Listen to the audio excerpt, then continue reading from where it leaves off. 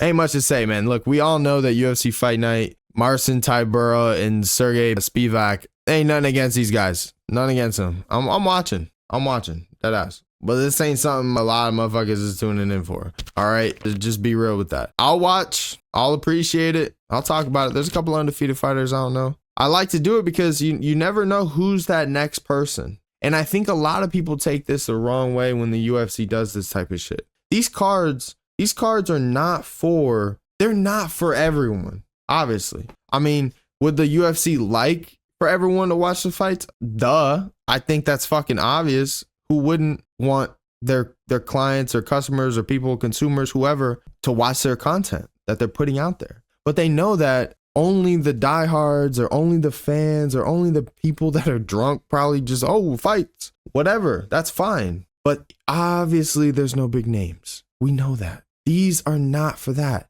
This fucking promotion is built on the backs of building stars. I don't think a lot of people realize that these cards are what build stars. Like, you need to get these guys and girls, consistently rolling and have experience and just putting out more fights, having more fights. A lot of people say that these are the bums that make it to like Titan FC and, LFA and shit like that. And like, that's what these fight night cards are. They're just those guys and girls. Like, dog, you realize that those guys and girls are now the stars in the UFC, or, in the past, or like whatever the case is, and I know, those two, maybe not, but I'm talking about like WEC, Strike Force, you got what I'm saying? Like, Rise and Pride, like every other promotion has like also helped build the UFC, because the UFC like buys them out, or like someone will come from another so like either way they still have to build a star. So whether they're putting on their fight or the promotion or not, the star has to get built somehow.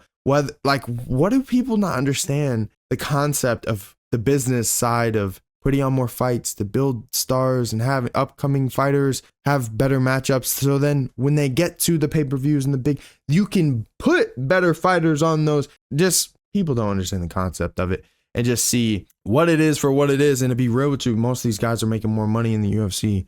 So why wouldn't you want them to be in the UFC? Even though we all have problems with them getting paid in the UFC. That's the thing is. So like, if you got a problem with how much the UFC's paying, all right, and the UFC's up here, and you want them to be up here, whatever the case is. I looked over the camera so I make sure I'm not out of frame. But if you want them to be up here and they're here, whatever, the other promotions are paying them here. Not all of them. I'm talking small scale. Obviously, some guys that have like EFL, Bellator, all that. But I'm talking about an upcoming guy with no name, no backstory, whatever. They're not getting big money. They're not getting those opportunities unless they come from another promotion that's well known. So when you get those opportunities for the UFC and you're still getting paid more than you would on another, I'm rooting for it, dude. I'm sorry. I'll watch it. I'll tune in.